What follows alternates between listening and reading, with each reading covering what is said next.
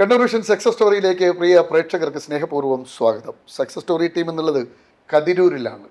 കതിരൂർ ഗ്രാമത്തിൻ്റെ ഒരു കഥ പറയുകയാണ് ഞങ്ങൾ. ഒരു ധനകാര്യ സ്ഥാപനം ഒരു ഗ്രാമത്തിൻ്റെ സമസ്ത മേഖലകളിലും ഇടപെടുക.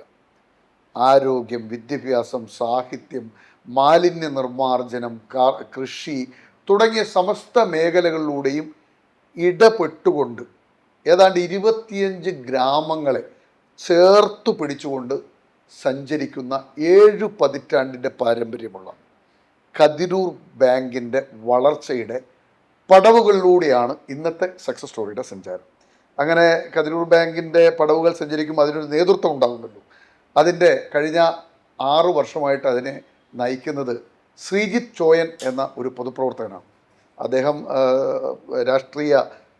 ബാല്യകാലം മുതൽ രാഷ്ട്രീയ പ്രസ്ഥാനത്തിലൂടെ വളർന്നു വന്ന ആളാണ്. നമ്മുടെ നടൻ ശ്രീനിവാസൻ പഠിച്ച കതിരൂർ ഹയർ സെക്കൻഡറി സ്കൂളിൻ്റെ PTA പ്രസിഡൻ്റായിരുന്നു.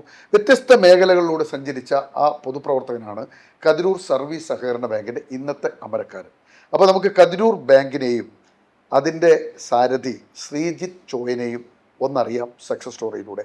പ്രേക്ഷകർക്കും ഒപ്പം ശ്രീജിത്ത് ചോയനും സക്സസ് സ്റ്റോറിയിലേക്ക് സ്വാഗതം. ഈ കതിരൂർ ബാങ്കിൻ്റെ ഭരണസമിതിയിലേക്ക് താങ്കൾ എപ്പോഴാണ് എത്തുന്നത്? ഏത് വർഷമാണ്? 2019 ഞാൻ. ഇതിന്റെ സ്ഥാപകനാരാണ് ശരിക്കും? ഇതെങ്ങനെയാണ് ഈ ബാങ്ക്? കുണ്ടാഞ്ചേരി കുഞ്ഞിരാം മാഷാണ് ഒരു ജനകീയ പ്രസിഡന്റായിട്ട് ഈ ബാങ്കിലേക്ക് വരുന്നത്. എത്ര വർഷം മുമ്പ്? വർഷം കൃത്യമായിട്ടാണ് 70 വർഷം ശേഷമാണ് ഒരു ജനകീയമായി ഇടതുപക്ഷ അതായത് തെരഞ്ഞെടുപ്പിലൂടെയും വരുന്നത് കുഞ്ഞിരാം മാഷാണ്. പിന്നീട് അങ്ങോട്ട് ഒരുപാട് പ്രസിഡന്റുമാർ വന്നിട്ടുണ്ട്. കാരായരാജൻ ഈ ബാങ്കിന്റെ പ്രസിഡന്റായി വന്നപ്പോഴാണ് ഒരു വലിയൊരു മാറ്റം. കാരായരാജന്റെ കാലഘട്ടത്തിൽ ഉണ്ടായ മാറ്റങ്ങൾ എന്തൊക്കെയാണ്? അതായത് മുമ്പേ നടന്ന് അതാണ്, മറ്റുള്ളവർ നടക്കുന്ന പോലെയല്ല. അതിനെ ഒരു 10 വർഷത്തേക്ക് മുമ്പേ കണ്ട് ഇതിൻ്റെ പ്രവർത്തനങ്ങൾ നയിച്ചു എന്നുള്ളതാണ്. എവിടെയും കമ്പ്യൂട്ടറില്ലാത്ത സമയത്ത് കമ്പ്യൂട്ടർ ആപ്ലിക്കേഷൻ ഈ ബാങ്കിൽ നടപ്പിലാക്കുന്നത് ശ്രീ കാരായിയാണ്. അതൊരു വലിയ കാര്യമാണ്. അങ്ങനെ ഓരോ കാര്യത്തിലും എന്താണ് മാറ്റം ഉണ്ടാക്കുന്നത്. ഇപ്പം ബാങ്കിങ്ങിൻ്റെ സമയം നാഷണലൈസ്ഡ് ബാങ്ക് പോലും സമയം പണ്ട് ഉച്ചവരെയാണ്. എല്ലാ ബാങ്കും ഉച്ചവരെയാണ്, രാവിലെ തൊട്ട് ഉച്ചവരെ, പിന്നെ ഉച്ചയ്ക്ക് ശേഷം അതിൻ്റെ മറ്റു കാര്യങ്ങളാണ്. പക്ഷേ അത് ഉച്ചവരെയല്ല വേണ്ടത്, വൈകുന്നേരം 4 മണി വരെ ആക്കി. ആദ്യം നാഷണലൈസ്ഡ് ബാങ്കിന് പോലും ഒരു മോഡലാക്കി ഈ വർക്ക് തുടങ്ങിയത് ഈ കതിരൂർ ബാങ്കിൽ നിന്നാണ്. അങ്ങനെ ഒരുപാട് കാര്യങ്ങൾ IT രംഗത്ത് നടപ്പിലാക്കി മുൻപന്തിയിലേക്ക് ഈ സ്ഥാപനത്തെ കൊണ്ടുവരാൻ വേണ്ടി കഴിഞ്ഞിട്ടുണ്ട്. നമ്മളെ ബാങ്ക് ഈ ഭരണസമിതി അധികാരത്തിൽ വരുമ്പോൾ 250 കോടിയാണ് നമ്മളെ ബാങ്കിൻ്റെ ഡെപ്പോസിറ്റ്. അത് ഈ നമ്മൾ കൊണ്ട് ഡെപ്പോസിറ്റാണ് ഒരു കാലം. കാരണം ഈ ചെറിയ ഗ്രാമത്തിലാണല്ലോ, ഇത് ഗ്രാമത്തിലാണ്. നേരെ മറിച്ച് മറ്റ് ബാങ്കുകൾ പോലെ ടൗണിലോ വലിയ വ്യവസായശാലകൾ നിൽക്കുന്നവർക്കല്ല. നമ്മൾ 250 കോടിയാണ്. അത് ഇപ്പോൾ എന്താണ് 540 കോടി @present ഡെപ്പോസിറ്റ് ആക്കാൻ ഈ 6 വർഷം കൊണ്ട് നമുക്ക് ഒരു ഗ്രാമത്തിലുള്ള അതാണ് 540 കോടി ഡെപ്പോസിറ്റ്. 540 കോടി ഡെപ്പോസിറ്റ് ആക്കാൻ കഴിഞ്ഞു എന്നുള്ളത് ഒരു വലിയ കാര്യമാണ്. 25 ഗ്രാമങ്ങളാണ്, വാർഡുകളാണ് നിങ്ങൾക്ക്? 25 ഗ്രാമങ്ങളേ ഉള്ളൂ. 25 ഗ്രാമങ്ങൾ 540. 25 ഗ്രാമം ഒരു പഞ്ചായത്ത് ബേസ്ഡാണ്. ഒരു മൊത്തം കൂട്ടിയാൽ ഒരു പഞ്ചായത്ത് വരും. ഒരു പഞ്ചായത്ത് അധിഷ്ഠിതമായിട്ട് 25-24 വാർഡാണ്. ഇപ്പം 19ആണ്, കുറച്ച് കൂട്ടി. ഇപ്പോൾ കുറച്ച് വാർഡിൻ്റെ എണ്ണം കൂടിയല്ലോ. എത്ര ബ്രാഞ്ചുകളുണ്ട് നിങ്ങൾക്ക്? 12 ബ്രാഞ്ചസ്. എത്ര ജീവനക്കാരുണ്ട്? 130ഓളം ജീവനക്കാർ. നിങ്ങളുടെ പ്രധാനപ്പെട്ട പരിപാടികൾ എന്തൊക്കെയാണ്? ആദ്യം നമുക്ക് മനുഷ്യരുടെ സാമ്പത്തിക ക്രയവിക്രയങ്ങൾ, സാധാരണക്കാരുടെ പ്രശ്നങ്ങൾക്ക് അതാണല്ലോ ആദ്യം ചോദിക്കേണ്ടത്. അതിനകത്തുള്ള ഇടപെടൽ എങ്ങനെയാണ്? സാധാരണക്കാരന് പെട്ടെന്ന് അപ്രോച്ച് ചെയ്യാൻ പറ്റുന്നുണ്ടോ? നിങ്ങൾ എത്ര ലക്ഷം രൂപ വരെയുള്ള ലോഡുകൾ കൊടുക്കാറുണ്ട്? എങ്ങനെയാണ് അതിൻ്റെയൊക്കെ സ്വഭാവം? നമ്മൾ 12 ബ്രാഞ്ചുകളിലായിട്ട് വർക്ക് ചെയ്യുന്നുണ്ട്. നമ്മൾ ജീവനക്കാർക്ക് കൊടുക്കുന്ന ക്ലാസ്സിൽ പ്രത്യേകിച്ച് പറയുന്നത് കസ്റ്റമറിസം. അതായത് ഒരു കസ്റ്റമർ വരികയാണ്, അത് നല്ല വെള്ളയും ഇട്ട് വരുന്നവനോ അല്ലെങ്കിൽ ഈ പറഞ്ഞു വരുന്നവനോ എന്നുള്ളൊരു വ്യത്യാസം ഉണ്ടാകാറ്. അതായത് വളരെ മോശമായ ഡ്രസ്സ് ധരിച്ചുകൊണ്ട് വരുന്ന എന്താണ് മാറ്റി നിർത്തുന്ന സ്ഥിതി ഉണ്ടാറ്. എല്ലാവരോടും വളരെ ഭവ്യതയോട് കൂടിയിട്ട് അവരോട് ഡീല് ചെയ്യാനും പെരുമാറാനും പഠിക്കണം. പഠിച്ചിട്ടില്ലെങ്കിൽ നമ്മൾ അവർ വല്ല നടപടിയെടുക്കും. അത് നിർബന്ധമാണ്. അത് കസ്റ്റമറിസം ഈ ബാങ്കിൻ്റെ ഒരു പ്രത്യേകതയാണ്. ഏട്ടാ ഒന്ന് ഇരിക്കുമെന്ന് പറയാതെ ഒരു ജീവനക്കാരും ഉണ്ടാകാൻ പാടില്ല. മനസ്സിലായല്ലോ? അത് ഡ്രസ്സിൻ്റെ ഗുണവോ ആളെ രൂപമോ നോക്കിയിട്ടല്ല. അവരെ ഏതാൾ വന്നാലും സാറേ ഒന്ന് ഇരിക്ക് എന്ന് പറയണം. അത് ഒരു പ്രധാനം. ഞാൻ എപ്പോഴും പറയുന്നത് ഈ ജയകുമാർ ഉണ്ടല്ലോ, ജയകുമാർ നിങ്ങൾ കൂട്ടി വന്നപ്പോൾ ജയകുമാർ സംസാരിച്ചൊരു കാര്യമുണ്ട്. അതായത് എൻ്റെ അച്ഛൻ മസൂരിയിലേക്ക് നമ്മുടെ പഴയ ചീഫ് സെക്രട്ടറി ജയകുമാർ, നമ്മൾ ഒരുമിച്ചുള്ള ദേവസ്വം സെക്രട്ടറി ആയിട്ട് വന്നതാണ്. അത് ഞാൻ എപ്പോൾ നമ്മൾ ജീവനക്കാരോട് പറയും. കാരണം അച്ഛൻ IAS കിട്ടിയിട്ട് യാത്രയാക്കാൻ വന്ന സമയത്ത് അച്ഛൻ പറഞ്ഞ കാര്യം ഇനി ഇത്ര സമ്പാദിക്കും ഇന്ന് ചെയ്യുന്നൊന്നല്ല പറഞ്ഞത്. ഏത് വ്യക്തി വന്നാലും അവരെന്താണ് പേരെടുത്ത് വിളിച്ച് ലോഗിൻ ചെയ്ത് അവരെന്താണ് പരിഗണന നൽകി മുമ്പോട്ട് പിന്നെ അവർക്ക് പരിഗണന കൊടുക്കണം എന്ന് പറഞ്ഞ കാര്യം ഞാൻ എപ്പോഴും ജീവനക്കാരോട് പറയും. നമ്മളെ പരിപാടിക്ക് പറഞ്ഞ മണ്ണില്ലെങ്കിൽ എന്താ വട്ടുപ്പാവ് മതി എന്ന് പറഞ്ഞ പരിപാടിക്ക് പ്രസ് ഫോറത്തിൽ നടപ്പിലാക്കുമ്പോൾ അന്ന് അത് ഉദ്ഘാടനത്തിന് വന്നപ്പോൾ ജയകുമാർ പറഞ്ഞതാണ്. അതെപ്പോൾ നമ്മൾ ജീവനക്കാരോട് പറയും. ഒരാളെടുക്കുക അങ്ങനെ ആരെങ്കിലും ഇൻ കേസ് പെരുമാറിയാൽ അതാണ് ഇവിടുത്തെ ഏറ്റവും വലിയ കുറ്റം. മനസ്സിലായില്ലേ? ഇറ്റലിയിലെ ഏറ്റവും വലിയ കുറ്റം പോക്കറ്റ് അടിയാണ്. അതുപോലെ നമ്മൾ ഈ ബാങ്കിലെ ഏറ്റവും വലിയ കുറ്റം എന്താണ്? ഏതെങ്കിലും ഒരാളെടുക്ക വന്ന് ഒരു നെഗ്ലക്റ്റ് ചെയ്യുന്ന സ്ഥിതി ഉണ്ടായാൽ അത് നമ്മൾ ഇവിടുത്തെ ഒരു വലിയ സംഭവം. അത് സെക്രട്ടറിയും അസിസ്റ്റന്റ് സെക്രട്ടറിയും എല്ലാവരും അത് എന്താണ് ആ കോണ്ടാക്ട് സിസ്റ്റം പാലിച്ചിട്ടാണ് പോകും. എല്ലാവരും അതാണ്. ഏറ്റവും താഴെ തട്ടിലുള്ള വായ്പ മുതൽ ഏറ്റവും ഉയർന്ന വായ്പ വരെയുള്ള ഒരു ക്രയം എങ്ങനെയാണ് അത് ക്രമീകരിച്ചിരിക്കുന്നത്? നമ്മൾ ഇപ്പോൾ 50,000 രൂപ മുതൽ പിന്നെ ഇത് കൊടുക്കുന്നുണ്ട്. പേഴ്സണൽ ലോൺ എന്ന് പറഞ്ഞാൽ 2 ആൾജാമ്യത്തിൽ അതെല്ലാവിടെയും അങ്ങനെയാണ്. പക്ഷേ അത് നമ്മൾ 2 ലക്ഷം വരെയെല്ലാം കൊടുക്കുന്നതാണ്. 2 ലക്ഷം കൊടുക്കാൻ ഗവൺമെൻറ് ഓർഡറില്ല. പക്ഷേ വർഷങ്ങളായിട്ട് 2 ലക്ഷം കൊടുക്കുകയാണ്. ഇത്തരം ബാങ്കിൽ അങ്ങനെ കൊടുക്കുന്നത് മാക്സിമം നമ്മൾ 75 ലക്ഷം വരെയാണ്. 75 ലക്ഷം വരെയാണ് പ്രോപ്പർട്ടീൻ്റെ വാല്യുവേഷൻ അനുസരിച്ചിട്ടാണ്. വാല്യുവേഷൻ്റെ 40% കൊടുക്കും. വാല്യുവേഷൻ മൊത്തം വാല്യുവേഷൻ്റെ 40%. 1 കോടി ഉണ്ടെങ്കിൽ നമ്മൾ 40 ലക്ഷം കൊടുക്കും. അത്രയും. അതിൻ്റെ അകത്ത് വാല്യുവേഷൻ തെറ്റിച്ചിട്ടൊന്നും നമ്മളെ കാലത്ത് ഒരു പണിയും നടത്തൂല. പല ബാങ്കുകളും ചതിപ്പിനെല്ലാം പൈസ കൊടുത്തിട്ട് വലിയ ഇല്ല.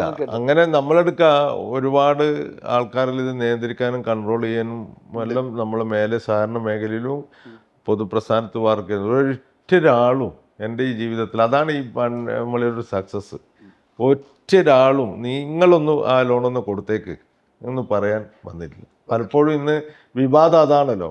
ഒരാളും എന്താണ് പിന്നെ അങ്ങനെ പറയില്ല. നമ്മളെ ബാങ്കിൽ അറിഞ്ഞുകൊണ്ടൊരു തെറ്റുമില്ല. ഇനി ഏതെങ്കിലും മനുഷ്യ സഹജമായ എന്തെങ്കിലും ഇതുകൊണ്ട് അറിയാതെ വന്നിനെങ്കിലേ ഉള്ളൂ. അറിഞ്ഞുകൊണ്ട് ഒരു ജീവനക്കാരും അതിന് കൂട്ടുമെങ്കിലും പ്രത്യേകിച്ച് നമ്മൾ സെക്രട്ടറിയോ അസിസ്റ്റന്റ് സെക്രട്ടറിയോ ആരും പ്രസിഡന്റും ഭരണസമിതി അങ്ങോട്ട് നോക്കൂല. ശ്രീജിത്തെ, ഈ ആരോഗ്യമാണുള്ള ഒരു മനുഷ്യന്റെ പ്രധാനപ്പെട്ട ഘടകം. ആരോഗ്യരംഗത്ത് നിങ്ങളുടെ ഇടപെടൽ എങ്ങനെയാണ്? ആരോഗ്യരംഗത്ത് വലിയ തരത്തിലുള്ള ഇടപെടൽ ബാങ്ക് നടത്തുന്നുണ്ട്. നമ്മൾ ഈ ഭരണസമിതി വന്നപ്പോൾ ആദ്യം നടപ്പിലാക്കി നമ്മൾക്ക് ഒഴിഞ്ഞ ഒരു ഹാളുണ്ട്. ആ ഹാളിൽ നമ്മൾ ഒരു ജിംനേഷ്യം നടപ്പിലാക്കി. ജിംനേഷ്യം അനക്ക് തോന്നുന്നു സാറിന് രംഗത്ത് അന്നുമില്ല ഇന്നുമില്ല എന്നും. അത് 2020 നടപ്പിലാക്കുന്നുണ്ട്. സ്വന്തമായി ജിംനേഷ്യം 2 ട്രെയിനർമാരുണ്ട്. ഇപ്പം പോയാൽ നിങ്ങൾക്ക് കാണാം ലേഡി ട്രെയിനർ അടക്കം ജിംനേഷ്യത്തിലുണ്ട്. ലേഡി ട്രെയിനർ പകലും ജെൻസ് ട്രെയിനർ രാത്രിയും പുലർച്ചെ 5 മണിക്ക് തുടങ്ങും. ഒരു പ്രയാസമില്ലാണ്ട് അത് പോകുന്നത്. അത് ആരോഗ്യം ലക്ഷ്യം വെച്ചിട്ട് എനിക്കറിയാം, അല്ലെ ഭരണസമിതിക്കറിയാം, ഒരു 10 വർഷം കഴിഞ്ഞാൽ ഇവിടെ കൂണുപോലെ മുളച്ചു വരുന്ന ഒന്നാണ് ഇത് ജിംനേഷ്യം. അതുകൊണ്ടാണ് അന്നത് ആരംഭിച്ചത്. അതിനുശേഷം ഒരുപാട് ജിംനേഷ്യം വന്നു, നാട്ടിൽ മുഴുവനുണ്ട്. പക്ഷെ നമ്മൾ ചെറിയ പൈസ ഈടാക്കുന്നുള്ളൂ. ഒരാൾക്ക് എല്ലാ സംവിധാനങ്ങളും ഹൈടെക് ആണ്. AC അടക്കാണ്. ഇവിടെയല്ല നമ്മൾ പുല്ലോട്. സാഹിത്യ മേഖലയിൽ എങ്ങനെയാണ്? സാഹിത്യ മേഖലയിൽ എന്ന് പറഞ്ഞു കഴിഞ്ഞാൽ ഒന്നാമത്തെ സമ്പത്തും സാഹിത്യവും തമ്മിൽ ശരിയാവില്ല. അതുകൊണ്ട് ചോദിക്കുന്നു. സാഹിത്യം എന്ന് പറഞ്ഞാൽ നമ്മൾ സാഹിത്യത്തിന്റെ മേഖലയിൽ ആവശ്യമായ സഹായങ്ങളെല്ലാം ചെയ്യുന്ന ഇപ്പോൾ ഒരു അവാർഡ് BVK അവാർഡ് എന്നാൽ BVK കേരളം മുഴുവൻ അറിയപ്പെടുന്ന സാഹിത്യകാരനാണ്. അതുമാത്രമല്ല കേരളത്തിലെ എല്ലാ സാഹിത്യന്മാരെയും കതിരൂരിൽ എത്തിക്കാൻ താല്പര്യപ്പെട്ട് ഒരു കാലത്ത് സമ്മേളനങ്ങളും പരിപാടികളും എല്ലാം സംഘടിപ്പിച്ച് മുന്നോട്ട് പോയാലാണ് BVK. VVKൻ്റെ പേരിലാണ് നമ്മൾ സാഹിത്യ അവാർഡ് സംഘടിപ്പിച്ചത്. കഴിഞ്ഞ പ്രാവശ്യം ബെന്യാമിനാണ് സാഹിത്യ അവാർഡ്. കതിരൂർ ബാങ്കിൻ്റെ ഏറ്റവും പ്രധാനപ്പെട്ട ഒന്നാണ് football academy. F30 football academy എന്നാണ് ആ ഫുട്ബോൾ അക്കാദമിൻ്റെ പേര്. ഇപ്പം 4 ബാച്ചുകളായി കുട്ടികളെ പരിശീലനം നടത്തുകയാണ്. ഈ ഫുട്ബോൾ അക്കാദമി നിയന്ത്രിക്കുന്നത്, അതിനെ കൺട്രോൾ ചെയ്യുന്നത്, അതിനെല്ലാ തലത്തിലുള്ള പരിശോധന നടത്തുന്നത്, അതിനെ ഉപദേശം നൽകുന്നത് നമ്മുടെ രാജ്യാന്തര ഫുട്ബോളേഴ്സായിട്ടുള്ള CK ബിനീത്, അതുപോലെ തന്നെ റിനോ ആൻഡോ, NB പ്രദീപ്, മുഹമ്മദ് റാഫി, ഇവർ 4 പേരാണ്. ഇവർ 4 പേര് ചേർന്നിട്ട് തന്നെയാണ് ആ അക്കാദമിയെ വലിയ പ്രതീക്ഷയോടുകൂടി മുമ്പോട്ട് നയിക്കുന്നത്. നമ്മൾ ബാങ്ക് അതിനാവശ്യമായുള്ള സഹായ സഹകരണങ്ങളെല്ലാം ചെയ്യുന്നുണ്ട്. ആ ഫുട്ബോൾ അക്കാദമിയിൽ അണ്ടർ 10 മുതൽ അങ്ങോട്ട് മേലോട്ടുള്ള 4 കാറ്റഗറിയിലാണ് പരിശീലനം നൽകിക്കൊണ്ടിരിക്കുന്നത്. 120ഓളം കുട്ടികൾ ഇപ്പോൾ പരിശീലനം നേടുന്നുണ്ട്. അതിൻ്റെ ഒരു പ്രത്യേകത, സുനിൽ ഛേത്രിയാണ് അത് ഉദ്ഘാടനം ചെയ്തത്. ഇന്ത്യയിൽ അറിയപ്പെടുന്ന ഫുട്ബോളേഴ്സ് എല്ലാം അതിൻ്റെ ഭാഗമായിട്ട്, അതിൻ്റെ ഉദ്ഘാടനത്തിനും അതിൻ്റെ പരിപാടിയുടെ ഭാഗമായിട്ടെല്ലാം വന്നിട്ടുണ്ട്. മാസത്തിലൊരു തവണ നമ്മൾ ജോയിൻ ചെയ്യുന്നുണ്ട്. ആ കുട്ടികൾക്ക് എല്ലാ മാസവും ക്വിസ് പ്രോഗ്രാമും പരിപാടിയും സംഘടിപ്പിക്കുന്നുണ്ട്. അതുകൂടാതെ ഇനി അവർക്ക് സ്പോക്കൺ ഇംഗ്ലീഷ് ക്ലാസ് അടക്കമുള്ള പരിപാടികൾ ചെയ്യുന്നുണ്ട്. ഒരു സമൂല സഹായം ബാങ്കിൻ്റെ ഭാഗത്തു നിന്ന് ഈ ഒരു പ്രവർത്തനത്തിന് നൽകിക്കൊണ്ടിരിക്കുകയാണ്. ബാങ്കിൻ്റെ ടർഫാണ് അതിൻ്റെ പരിശീലനത്തിന് ഉപയോഗിക്കുന്ന ഒരു ഗ്രൗണ്ട്. മറ്റേത് കതിരൂർ വൊക്കേഷണൽ ഹയർ സെക്കൻഡറി സ്കൂളിൻ്റെ ഗ്രൗണ്ടുമാണ് എല്ലാ ദിവസവും വൈകുന്നേരം നടത്തുന്നത്. ഇതിൻ്റെ ഭാഗമായിട്ട് ഒരുപാട് കുട്ടികൾ സ്റ്റേറ്റ് ജില്ലാ ടീമിൽ ഇപ്പോൾ ഇടം നേടിയിട്ടുണ്ട്. അതിൻ്റെ അകത്ത് ഒരു കുട്ടി പറവൂർ FC-യിലുണ്ട്. മറ്റൊരു കുട്ടി GB രാജ തൃശ്ശൂരേക്ക് കിട്ടിയിട്ടുണ്ട്. പിന്നെ ബാംഗ്ലൂർ FC-യുമായിട്ട് ടൈപ്പ് ആക്കിയതുകൊണ്ട് അതിലേക്ക് ആൾക്കാർ ചേക്കേറിയിട്ടുണ്ട്. അങ്ങനെ വിവിധ മേഖലകളിലേക്ക് ഈ ലഹരിയിൽ നിന്ന് കുട്ടികളെ വിമുക്തമാക്കാൻ ആവശ്യമായിട്ടുള്ള ഒരു പദ്ധതി എന്ന രീതിയിൽ ഫുട്ബോൾ അക്കാദമി കേരളത്തിലെ സഹകരണ പ്രസ്ഥാനത്തിന് എന്നും എടുത്തു പറയാൻ പറ്റുന്ന തരത്തിൽ നമ്മുടെ മുന്നോട്ട് കൊണ്ടുപോകാൻ വേണ്ടി കഴിഞ്ഞിട്ടുണ്ട്. നമ്മൾ ഇതിനിടയിൽ ഒരുപാട് ക്യാമ്പയിനുകൾ നടത്തിയിട്ട് നമ്മുടെ ബാങ്ക് മുന്നോട്ട് പോവുകയാണ്. ഈ കഴിഞ്ഞ ജനുവരി 1-ന് 2025 ജനുവരി 1-ന് നമ്മുടെ ബാങ്ക് നടപ്പിലാക്കിയ ഒരു പദ്ധതി, കഴിഞ്ഞ ദിവസം സഹകരണ വാരാഘോഷത്തിൻ്റെ പരിപാടിയിൽ മന്ത്രി അത് ഉദ്ഘാടനം ചെയ്യുമ്പോൾ തന്നെ അത് എടുത്തു പറഞ്ഞു. എന്താ പരിപാടി എന്ന് പറഞ്ഞാൽ, ഒരു ദിനം 1000 അക്കൗണ്ട് എന്ന് പറയുന്ന പരിപാടി ആരംഭിച്ചു. നമ്മളെപ്പോലെ ഇത്രയും വലിയ ബാങ്കിൽ ഒരു കൊല്ലം ഉണ്ടാവുക ഒരു 800-900 അക്കൗണ്ടാണ്. പക്ഷെ അതിന് പകരം നമുക്ക് ആ പരിപാടിയിലൂടെ 3023 അക്കൗണ്ട് ഒരു ദിവസം ആരംഭിച്ച് ഒരു വലിയ റെക്കോർഡ് തന്നെ ഇനി ഈ മേഖലയിൽ ഉണ്ടാക്കിയെടുക്കാൻ വേണ്ടി കഴിഞ്ഞിട്ടുണ്ട്. അന്ന് കേരള ബാങ്ക് പ്രസിഡന്റ് ആണത് ഉദ്ഘാടനം ചെയ്യേണ്ടതായിട്ട്. ഏതായാലും ബൃഹത്തായ വലിയ പദ്ധതികൾ നമ്മുടെ ബാങ്ക് ഇനിയും ആലോചിക്കുന്നുണ്ട്. നമ്മൾ ആലോചിക്കുന്ന ഒരു പദ്ധതിയിൽ ഏറ്റവും പ്രധാനപ്പെട്ട ഒന്നാണ് ഒരു ലൈബ്രറി. എല്ലാവരുടെയും കാണാം നിങ്ങൾക്ക്. പക്ഷേ ഒരു പെയിൻറ്റിങ് ലൈബ്രറി എന്ന ഒരു പദ്ധതി നമ്മൾ ബാങ്ക് ആരംഭിക്കാൻ വേണ്ടി തീരുമാനിച്ചിട്ടുണ്ട്. പിന്നെ പനനീർ ബഡ്സ് ഉൾപ്പെടെയുള്ള ഒരു ഹാപ്പിനെസ് സെൻറ്റർ നമ്മുടെ നഴ്സറിയായി ബന്ധപ്പെട്ട് ഒരു നഴ്സറി ഇപ്പോൾ ഉദ്ഘാടനം ചെയ്യുന്നുണ്ട്. ആ നഴ്സറിയായി ബന്ധപ്പെട്ട് ഒരു ഹാപ്പിനെസ് സെൻറ്റർ, അതിൻ്റെ അകത്ത് ഒരു ഭാഗത്ത് പനനീർ ബഡ്സാണ്, അത് നമ്മൾ ആരംഭിക്കാൻ വേണ്ടി ഉദ്ദേശിക്കുന്നുണ്ട്. അപ്പൊ നിങ്ങൾ കായിക രംഗത്തെ എല്ലാ കുലപതികളെ ഇവിടെ എത്തിച്ചു. സാഹിത്യ രംഗത്തെ ബെന്യാമിൻ ഉൾപ്പെടെയുള്ള ആളുകൾ ഇപ്രാവശ്യം അശോകൻ ചെരുവലിനാണ് സാഹിത്യം. അതിപ്പം ഈ ഫെബ്രുവരിക്കുള്ളിൽ അവാർഡ് കൊടുക്കും. ബെന്യാമിൻ കൊടുത്തു. ഇപ്പം അശോകൻ ചെരുവലിനാണ് ഇത് അവാർഡ് കൊടുത്തിട്ടുള്ളത്. വിദ്യാഭ്യാസ മേഖലയിൽ എന്താണ് അന്നേരം സാഹിത്യത്തിൻ്റെ തന്നെ പറയുമ്പോൾ നമ്മളെ ഇവിടെ വലിയ ലൈബ്രറി നിലനിൽക്കുന്നുണ്ട്. കൃത്യമായിട്ട് പ്രവർത്തിക്കുന്ന ഒരു പുറത്തുള്ള അതേ അർത്ഥത്തിൽ പ്രവർത്തിക്കുന്ന ഒരു അവാർഡ് ഒരു ലൈബ്രറി നിൽക്കുന്നുണ്ട്. 12,000 പുസ്തകത്തോളം നിലനിൽക്കുന്ന അതിൻ്റെ അകത്താവും. അംഗങ്ങൾ കുറച്ച് കുറവേ ഉള്ളൂ. അത് നമ്മൾ ഈ ബാങ്ക് സ്റ്റാഫും പുറത്തുള്ള ഇതെല്ലാം കൂടിയിട്ട് കൃത്യമായി എനിക്ക് അംഗങ്ങളുടെ അറിയില്ല.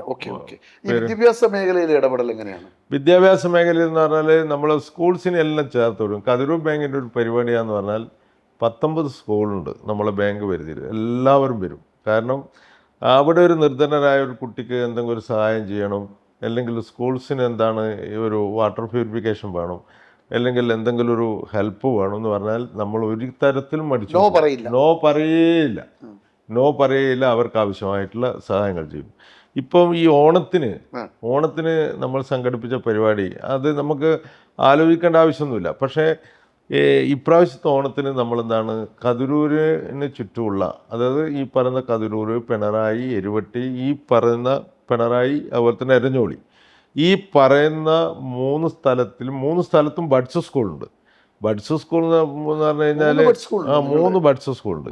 ഈ 3 ബഡ്സ് സ്കൂളിനെയും അതുകൂടാതെ ബഡ്സ് സ്കൂൾ പോകാതെ ഈ ഓട്ടിസം ബാധിച്ച എല്ലാ കുട്ടികളെയും സംഘടിപ്പിച്ചിട്ട് നമ്മൾ വലിയ കലാപരിപാടിയുടെ സംഘടിപ്പിച്ചു. നമ്മളങ്ങനെ സംഘടിപ്പിക്കണ്ട. ഇവിടുത്തെ ജീവനക്കാർ, ഞാൻ പറഞ്ഞു പൈസ കൊടുത്താൽ നമുക്ക് ഭക്ഷണം കിട്ടും, പക്ഷേ പൈസ കൊടുത്തില്ല. ഇവിടുത്തെ ജീവനക്കാരോട് പറഞ്ഞ് ഓരോ ഫുഡ് ഉണ്ടാക്കി കൊണ്ടുവരണം എന്ന് പറഞ്ഞിട്ട് ഓണത്തിന് ഇവിടുത്തെ ജീവനക്കാർ ഉണ്ടാക്കി കൊണ്ടുവന്ന ഭക്ഷണവും അവർക്ക് എന്താണ് ഓണക്കിറ്റും സംഘടിപ്പിച്ച് കൊടുത്തിട്ടുണ്ട്. ഈ ബാങ്കിനത് നടത്തണമെന്നൊന്നുമില്ല, ധനകാര്യ സ്ഥാപനമാണ്. പക്ഷേ അത് നമ്മുടെ കമ്മിറ്റ്മെൻറ്റാണ്. കഴിഞ്ഞ പ്രാവശ്യം നമ്മൾ ചെയ്തിട്ടുള്ളത് മലബാർ ഏരിയയിലെ കണ്ണ് കാണാത്ത കാഴ്ച പരിമിതിയുള്ള ആൾക്കാരെല്ലാം സംഘടിപ്പിക്കും. മലബാർ ഏരിയ എന്ന് പറഞ്ഞാൽ ഇങ്ങനെ തുടങ്ങും, കാസർഗോഡ് വരെയുണ്ട്. എത്ര പേര് പങ്കെടുത്തു? അന്ന് ഒരു 150ഓളം ആൾക്കാർ പങ്കെടുത്ത്. അവർക്ക് അതാണ് ദയനീയത ഉൾക്കൊള്ളുന്ന ആൾക്കാർ. അവരെ സംഘടിപ്പിച്ച് ചേർത്ത് പിടിക്കാൻ നമ്മളെപ്പോഴും ശ്രദ്ധിച്ചിട്ടുണ്ട്. ഭയങ്കര കാര്യമായിട്ട് ഇപ്പോൾ നമ്മളൊരു മനുഷ്യത്വപരമായ ഒരു കാര്യം ചെയ്യുന്ന ഒരു ഏറ്റവും പ്രധാനപ്പെട്ട കാര്യമാണ്. കാരണം ഇത്തരത്തിലുള്ള വിഭാഗത്തിൽ ചേർത്ത് വെക്കുക. അവർക്ക് ഓണക്കിറ്റും കൊടുത്ത് ഇതേപോലെ ജീവനക്കാർ വെച്ച് വിളമ്പിയ ഭക്ഷണവും നമ്മൾ കൊടുത്തിട്ടുണ്ട്. ഗ്രേറ്റ് ആണ്.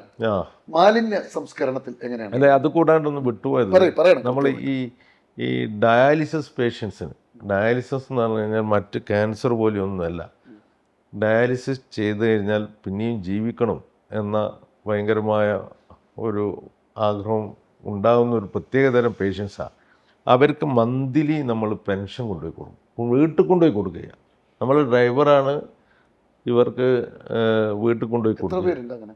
ഒരു 10-50 പേര് അവർക്ക് മാസത്തിൽ ഈ പൈസ എന്താണ് വീട്ടിൽ കൊണ്ടുപോയി, നമ്മൾ ആരും ഇങ്ങോട്ട് വരണ്ട, ആരും നമ്മളെ ബാങ്കിലേക്ക് വേണ്ട. ഇവിടെ ഡ്രൈവർ AK പ്രകാശനാണ് അത് കാര്യങ്ങൾ നിർവഹിക്കുക. വീട്ടിൽ കൊണ്ടുപോയി മാസത്തിൽ ഈ തിരക്കിനിടയിലും കൊടുക്കും. അത് നമ്മളൊരു പ്രത്യേകതയാണ്. അതുകൂടാണ്ട് വിട്ടുപോകണ്ടെന്നില്ലുകൊണ്ടാണ് ഒരു ദയാസ്വാന്തന സഹകരണ കേന്ദ്രമുണ്ട്. നിങ്ങൾ ഒന്ന് അന്വേഷിക്കുക, ഈ കേരളത്തിൽ ഏതെങ്കിലും സഹകരണ സ്ഥാപനത്തിൽ അതുപോലെ ഉണ്ടോയെന്ന്. ആർക്കും തുടങ്ങാൻ പറ്റുന്നില്ല. ദയാസ്വാന്തന സഹകരണ കേന്ദ്രം എന്ന് പറഞ്ഞു കഴിഞ്ഞാൽ കിടപ്പിലായ രോഗികൾക്ക് ആവശ്യമായുള്ള എല്ലാ എക്യുപ്മെൻറ്റ്സും, അത് ഓക്സി കോൺസെൻട്രേറ്റർ മുതൽ വാക്കിംഗ് സ്റ്റിക്ക്, എല്ലാ സാധനങ്ങളും, എയർ ബെഡ് എല്ലാം കൊടുക്കുന്ന കേന്ദ്രം. അന്ന് ജോൺ ബ്രിട്ടാസ് MP ആണ് അത് ഉദ്ഘാടനം ചെയ്തത്. ആ ഒരു പ്രത്യേകത നമുക്ക് മാത്രമുള്ളൊരു പ്രത്യേകത. അത് ഏത് പൈസയിലോ ഏത് സഹകരണ സ്ഥാപനത്തിനും ചെയ്യാം.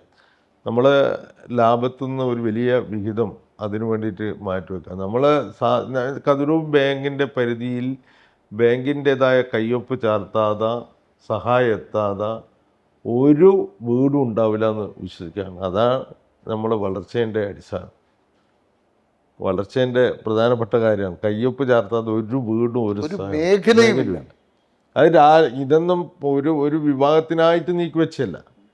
നമ്മളിപ്പം ഈ ഡയാലിസിസ് പേഷ്യൻസിന് അവസാനം പെൻഷൻ കൊടുത്ത കാര്യം ചിലപ്പോൾ കതിരൂർ ബാങ്കിനെ ഒരു പ്രത്യേക രീതിയിൽ കാണുന്ന, മനസ്സിലായല്ലോ. അങ്ങനെ ഒരു പ്രത്യേകമായിട്ട് ഒരാൾക്കില്ല. ആര് ചോദിച്ചാലും ആര് ബന്ധപ്പെട്ടാലും ഈ സഹായങ്ങൾ നമ്മൾ ചെയ്യുന്നുണ്ട്. അത് ഈ ആരോഗ്യരംഗത്തിൽ നമ്മളൊരു ചേർത്ത് സംഭവമാണ്. കേൾക്കുമ്പോൾ തന്നെ നമുക്കൊരു എന്താ പറയുന്ന ഒരു അഭിമാനം തോന്നുന്നു ഈ സ്ഥാപനത്തെ കുറിച്ച്.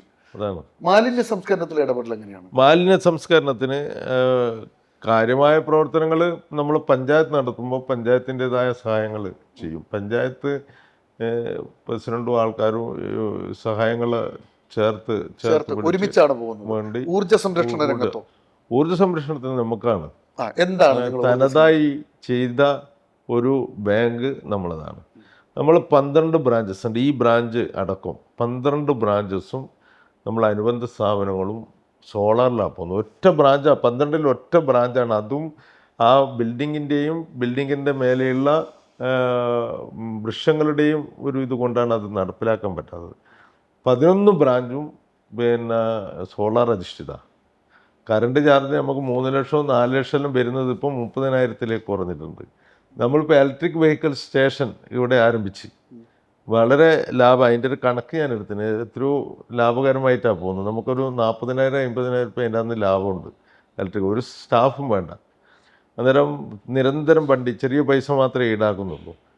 അന്നേരം അതുപോലും സോളാറിലാണ് വർക്ക് ചെയ്യുന്നത്. സോളാറിൻ്റെ ഭാഗമായിട്ട് പ്രചരിപ്പിക്കുന്നതിന് വേണ്ടി നമ്മൾ ക്ലാസ്സുകൾ സംഘടിപ്പിച്ചിട്ടുണ്ട്. നിങ്ങൾ സോളാർ വിൽക്കുന്നുണ്ടോ? സോളാർ വിൽക്കുന്നതെന്ന് പറഞ്ഞാൽ സോളാറിൻ്റെ ആൾക്കാർക്ക് ലോൺ കൊടുക്കുന്നുണ്ട്. 3 ലക്ഷം വരെ കൊടുക്കുന്നുണ്ട്. അത് നമുക്ക് ഒരു ബാങ്കിങ് സാമ്പത്തിക മേഖലയിൽ വർക്ക് ചെയ്യുന്ന ഇതെന്ന രീതിയിൽ അതിൻ്റെ അകത്ത് വേറെ ലക്ഷ്യങ്ങളുണ്ടെങ്കിലും നല്ല ലോണീസിനെ നമുക്ക് കിട്ടും. സബ്സിഡി ഉണ്ടായിരുന്നു. സബ്സിഡി ആ പറയുന്ന കമ്പനിക്കാർ ശരിയായി കൊടുക്കും. നമ്മൾ ലോൺ കൊടുക്കും. 3 ലക്ഷം വരെയാണ്. 10% ലോൺ കൊടുക്കും. അപ്പോൾ ഈ ലോൺ കൊടുക്കൽ മാത്രമല്ല, നമ്മൾ നടത്തിയൊരു വലിയ പരിപാടിയുണ്ട്. നമ്മൾ വിദ്യാർത്ഥികളുടെ ഒരു അവയർനെസ് ഉണ്ടാകാൻ വേണ്ടിയിട്ട് ഐഡിയത്തോൺ മത്സരം സംഘടിപ്പിച്ച്. ഐഡിയത്തോൺ മത്സരം എന്ന് പറഞ്ഞാൽ ഡിഗ്രി വിദ്യാർത്ഥികൾക്കാണ് മത്സരം സംഘടിപ്പിച്ചത്. പല കണ്ണൂർ, കാസർഗോഡ്, മറ്റ് ജില്ലകളിൽ നിന്നെല്ലാം വന്നിട്ടുണ്ട് ആ മത്സരത്തിന്. 2 ദിവസമാണ് കുട്ടികളോട് താമസിച്ച് മത്സരത്തിൽ പങ്കെടുക്കിയത്. 25,000 രൂപയാണ് സമ്മാനത്തുക അന്ന് കൊടുത്തിട്ട്. പുതിയ ഐഡിയ, അതായത് എനർജി കൺസർവേഷനിൽ പുതിയ ഐഡിയ എന്താണെന്ന് പറയേണ്ടിയില്ല. ഒരു സ്ഥാപനം നടത്തിയില്ല, നമ്മൾ നടത്തിയതാണ്. മനസ്സിലായില്ലേ? ഐഡിയത്തോൺ മത്സരം സ്വന്തമായ പദ്ധതികളാണ് ഇത് മുഴുവൻ.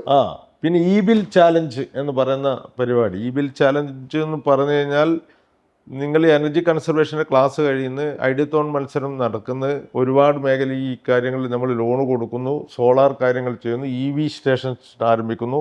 ഇതിൻ്റെ എല്ലാം ഭാഗമായിട്ട് നമ്മുടെ പ്രദേശത്തെ കറണ്ട് ചാർജ് എങ്ങനെ കുറക്കാൻ പറ്റും എന്ന ഒരു ചർച്ചയാണ് ഇ ബിൽ ചാലഞ്ച് എന്ന് പറയുന്നത്. അതിൻ്റെ അകത്ത് നമ്മൾ ഉപഭോക്താക്കളോട് പറഞ്ഞ് നിങ്ങളെന്താണ് കഴിഞ്ഞ പ്രാവശ്യത്തെ ബില്ല് തരൂ, അത് കഴിഞ്ഞിട്ട് പുതിയ ബില്ല് തരൂ എന്ന് പറഞ്ഞ് ഇ ബിൽ ചാലഞ്ച് എന്നുള്ള മത്സരത്തിൽ പങ്കെടുത്തിട്ട് 2 പേർ സമ്മാനം നേടിയെന്ന് പറഞ്ഞാൽ തീർത്തും 800, 1000 വാങ്ങുന്നത് 100 താഴെ അവരെ ആക്കി എന്നാണ് പറയുന്നത്. 100 താഴെ. അതിൻ്റെ അകത്ത് ഒന്ന് നമ്മൾ ബാങ്കിലെ ഡയറക്ടറാണ്, അനീഷനാണ് സമ്മാനം കിട്ടിയില്ല. ഓൻ സമ്മാനം വാങ്ങിയില്ല, ഓനാണ് സമ്മാനാർഹൻ. ഒന്ന് ഒരു രാജീവൻ. ആരാണ് ഈ ഐഡിയയുടെ ഒക്കെ ഈ ആശയങ്ങളുടെ? അത് പുതിയ ഐഡിയാസ് വന്ന് ചെറിയ കാശയിലും, പക്ഷെ നമ്മൾ ബുദ്ധി ഉപയോഗിച്ച് കഴിഞ്ഞാൽ ഈ കാര്യങ്ങൾ ചെയ്യാൻ പറ്റും. ഒരുപാട് കാര്യങ്ങൾ.